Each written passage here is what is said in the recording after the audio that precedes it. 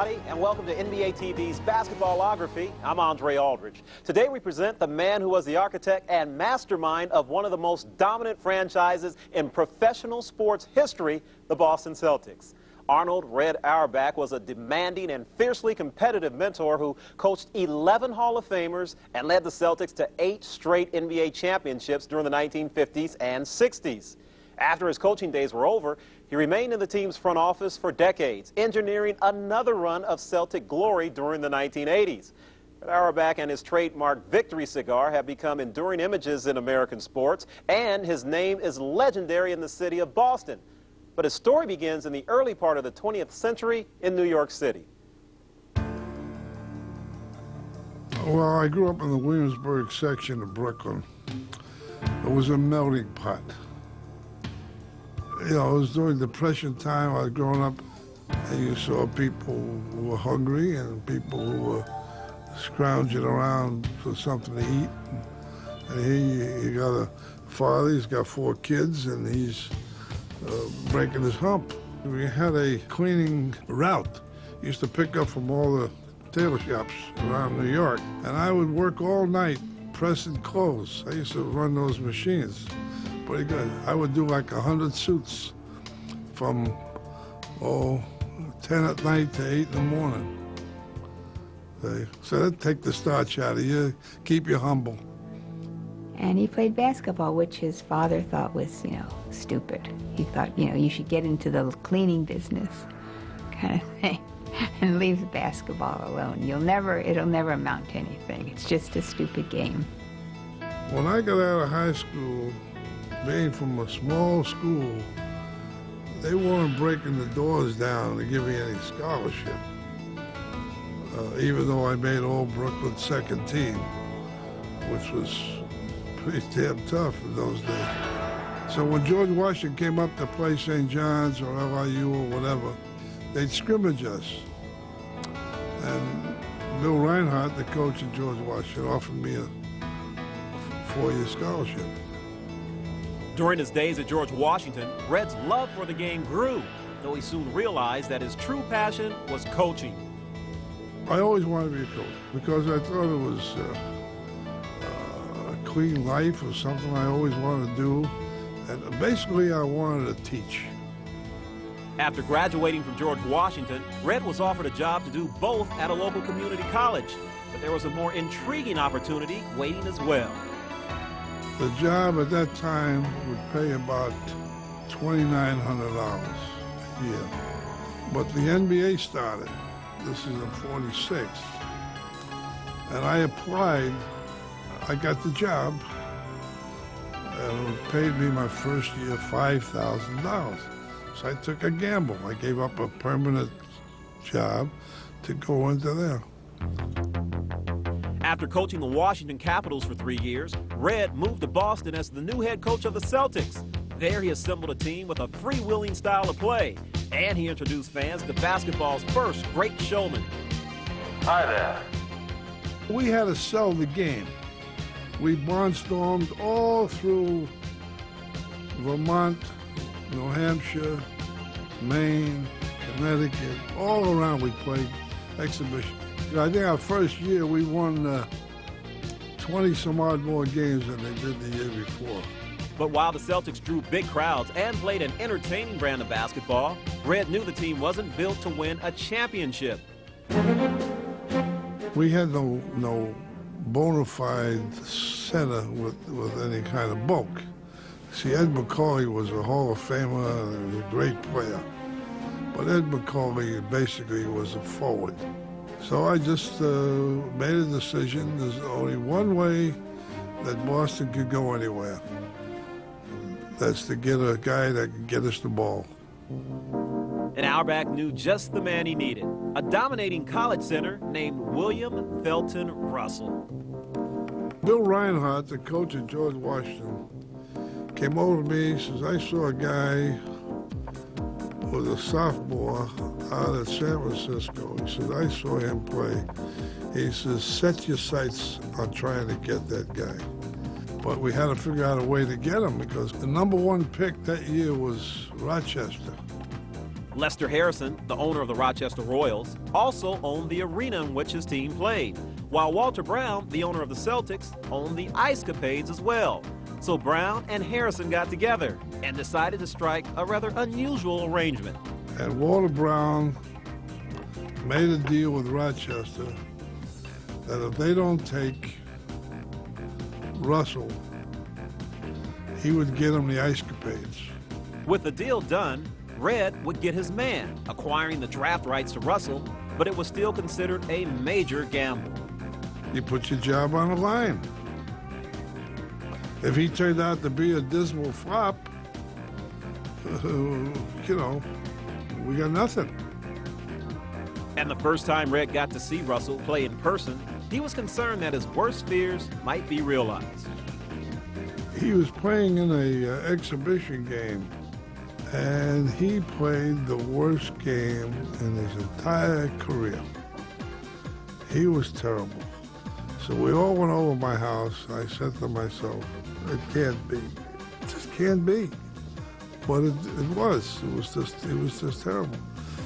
And he looked me right in the eye, Russell, he says, Coach, he says, that was the worst game I ever played in my life, and it'll never happen again. And when he said that, I says, we got a winner. There were many who questioned Red Auerbach's choice of rookie center Bill Russell. See, there were a lot of experts that weren't sure he was going to be a good player. He could rebound, he could run, he could play defense, but they didn't realize what else he did. He made everybody around him better. He blocked shots with a finesse. When he'd block a shot, we'd get the ball. It was the ultimate piece of the puzzle. And in Russell's debut as a Celtic, he would quickly learn just how much support he would receive from his new head coach. The first game I played, I was blocking shots, and most of the people had never seen anything like that. So when the referees called goaltending, and Red jumped up and screamed and yelled and got a technical foul. At that time and that place, that meant so much to me. And I said, that's really cool that you did it. He says, I can't ask my players to fight for me if I won't fight for them. Hey, how about carrying the ball, Mendy, one time, huh? Red's fiery antics on the sidelines were legendary, but there was a method to his madness. It was all part of his effort to protect his players and give them every possible edge to help them succeed. Red Auerbach very unhappy about the call. They're your boys. You got to do what you got to do to win. If this is what it takes to win, this is what you've got to do.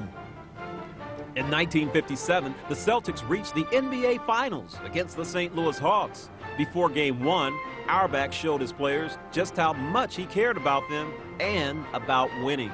Cousy and Sharman came over to me and he said, Coach, the basket is low. I said, oh, God, don't bug me with this nonsense. He says, we can touch the rim. We can never touch the rim. I said, show me. So they showed me the basket was low. Arnold runs after the general manager of St. Louis. Hey, the hoop is off.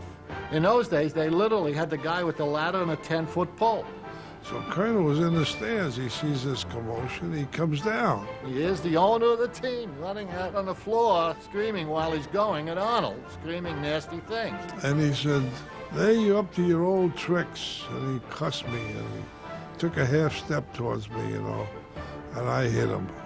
Red didn't say a word. He just walked up to him, popped him, turned around and walked away. Well, the blood started.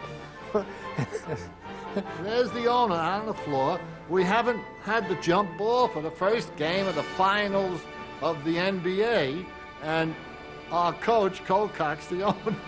They broke it up and all, and then they finally get the stick, they're measuring it, and they put it this way, you know, sideways, so it showed us the same. And it wasn't. It really wasn't. The pregame battle may have been a draw, but Red and the Celtics would go on to defeat the Hawks and capture Boston's first NBA championship. The all-around play of the Celtics is too much for the Hawks to overcome. Boston downs St. Louis to win the NBA's World Series for the first time and become the professional basketball champion. I knew we were a great team, but the only thing you could do is pray that they're healthy, that's all. The following season, the Celtics reached the finals once again, but this time they were hobbled by injuries and lost to the Hawks. I felt in my mind that we were the better team. If Russell wasn't hurt, it might have entered my mind that maybe we need a little help somewhere. But it's harder to win it the second time than the first time. With Bill Russell healthy again, the Celtics couldn't be stopped. They stormed through the 1959 season on their way to the playoffs. Kuzi in the lane.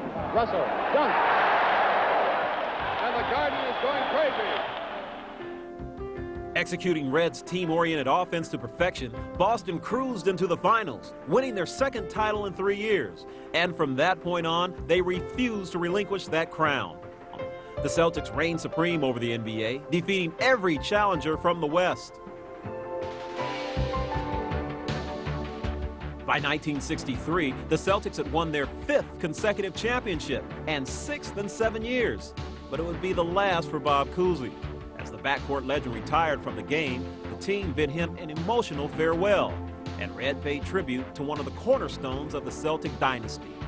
All I've heard recently is how you're going to replace Bob. That's my answer. Can't be done because that's Mr. Basketball. They're tough, and we play a long, hard season. Auerbach was the kind of guy who made things extremely difficult for us if we didn't win. Punishing practices, long practices.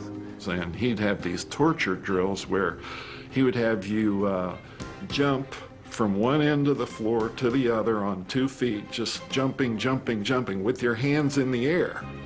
And then he'd make you jump backwards. He'd have these drills where you'd be facing the basket, but he would be behind you. And you had to retrieve the ball. And the message was very clear. We could not afford to lose because he would make us miserable. He had a way of making 1 or 2 guys mad or something before a ball game to stimulate you, to get you going. Like a guy would be in the locker room before the game, maybe having a cup of tea or something like that. And he'd say, look at you, we got a big game going on, and here sitting here drinking tea. Can't you play without your tea? Or another guy might have a candy bar. He'd just pick on the most mundane, stupid things that he could pick on to get your attention. I used to go in there, and a lot of times before a very clutch game, you know, you read about in the papers or you see in the movies about the inspiring win one for the Gipper or all that nonsense. I used to do just the opposite. I go in low key as if it was another game. And I basically, I would say, very simple, do what got you here. That simple philosophy would help the Celtics get back to the finals every year as they compiled a growing string of NBA titles. But the cast of players would change. They were bound together by Red Auerbach's system that emphasized the team concept. Red had turned his Celtics into a close-knit family, and as the championship banners filled the rafters of Boston Garden, the coach was filled with a sense of Celtic pride.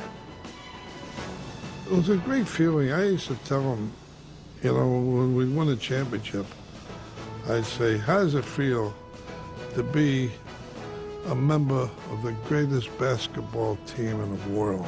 I said, what more is there? That's it.